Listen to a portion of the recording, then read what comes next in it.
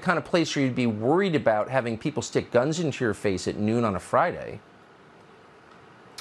It was shocking, but danger is everywhere in the United States, and people have to be prepared. Yeah, well, you were. What did they say to you? They told me that they would kill me unless I gave them my wallet. So I don't want to, you're not here to talk politics. I have no idea what your politics are. But what's your reaction as a person, as a citizen, as a taxpayer, when you learn, as Chicago media reported, that the police were told they couldn't chase the criminals down? So I don't want to comment on that because I don't know what the policies are for the Chicago Police Department. But what I do know is they're doing the best that they can with the resources that they have. Yeah, well, the cops are. Thank you. Candace Owens has been watching all of this and analyzing what it means for a long time. She's host of the Candace Owens podcast. We're happy to have her. Candace, these videos are getting more and more extreme. They're not performances, they're real. It's Americans who are being targeted and suffering and killed. Why is no one saying anything about this? Well, first and foremost, Tucker, you mentioned Kim Foxx in Chicago, and I just want to say what you forgot to mention is the fact that she's both black and a female. And also the mayor of Chicago is black and a female. So I just want to introduce that because, you know, diversity and equity and inclusion and fluffy words that are supposed to make you feel good, even though they're doing bad before they introduce the bait and the switch. It's infuriating to watch your monologue. It's infuriating to watch the monologue, look at all the crime, look at the statistics, and look at the laws behind it. Because you know what it makes me think? You know what it makes the American people think? The criminals are on the streets, but the worst criminals are in office. They're voting on pieces of legislation. They're pushing through pieces of policies that are harming the American people, and they know it's harming the American people. The thing is, they just don't care because they have armed guards, because they live behind gated communities, because they've sold out the American people. We all knew this was going to come. We voted these people into office, by the way. These are elected officials that stood on a platform and told you to defund the police because they had armed guards. They didn't care. Of course we're seeing this consequence. We all saw it coming. You spoke about it. I spoke about it. We were saying it ad nauseum. Guys, please be aware that the Black Lives Matter narrative is a complete and utter lie. And by the way, who's being harmed the most? It's everybody. It doesn't matter what your race is or your ethnicity or your gender. But who's being harmed the absolute most when you look at the numbers? Of course, it's black Americans, the very people that they purported to help when they at first pushed out these policies. Oh, don't worry. It's going to be great. Don't worry about it. We're going to defund the police. Like I said, it's infuriating. And I do want to say this to people that are watching, are still living in these inner communities in Democrat cities. Get out. This is not a joke. Don't wait for it to be your child that you're pushing in a stroller when you get run over. Don't wait for it to be you that's going for a jog down the street and you're grabbed into a van and killed and you have 2 kids and you're my age, like what happened to Eliza Fletcher in Memphis. Do not wait for politicians to rescue you. Rescue yourself and get out of these Democrat-controlled cities. I think that's really good advice. Candace Owens, I appreciate your coming on tonight. Thank you. Thank you for having me. So John Fetterman has got to be the weirdest Senate candidate really in recent history, and not simply because he can't speak and his ideas are certain to destroy the state he hopes to represent, but because he's always wearing a hoodie. A hoodie. Why is he doing that?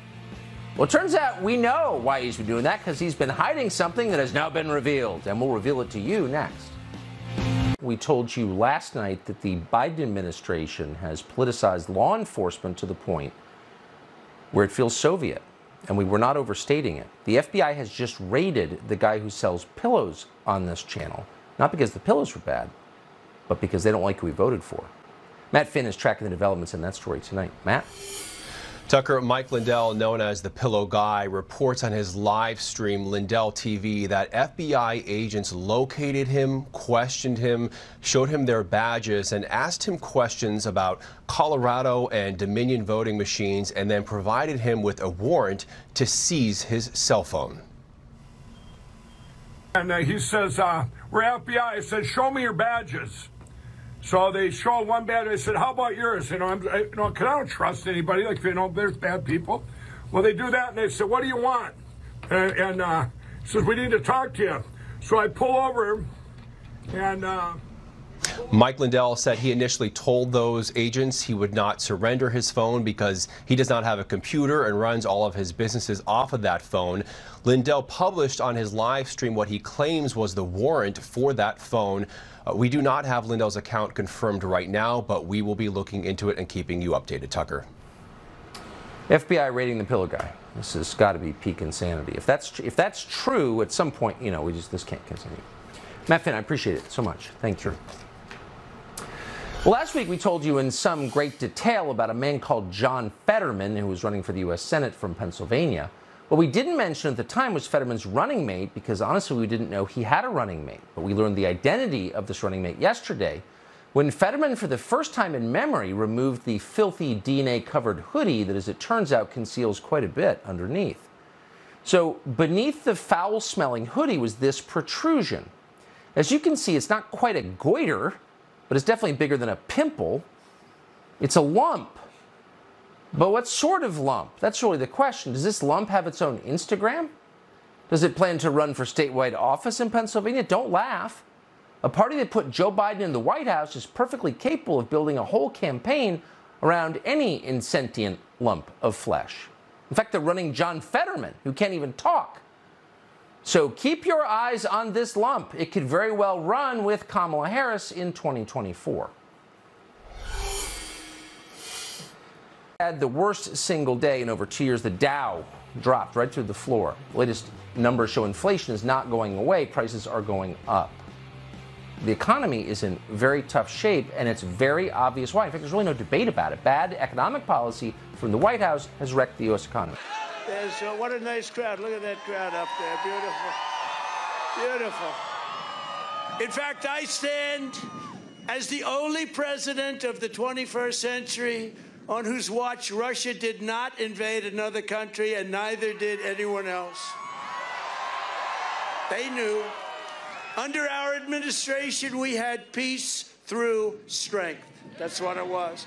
Our country was safe and the world was calm because America was strong and they respected your leadership. And America was always a place that I put it before everybody else. It was always America first. Very simple. It's very simple.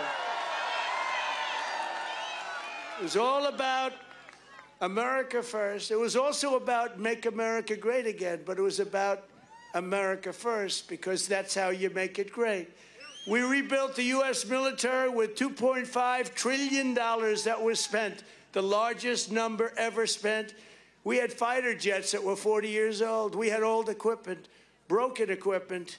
Everything is brand new, beautiful, and I hate to do it, and I hate to tell you, but our nuclear weapons, I rebuilt them, and we have brand new, and I hate to even mention it because the last thing we ever want to use is nuclear weapons, but nobody has what we've built. And our president always says, but Russia is a nuclear power, but so are we. He never says that. He never says that. And you never want to use it, but the way you don't use it is by letting everyone know that we have it bigger and better, stronger than they do. We obliterated the senior ranks of Al-Qaeda. We decimated ISIS. We got rid of ISIS, 100%.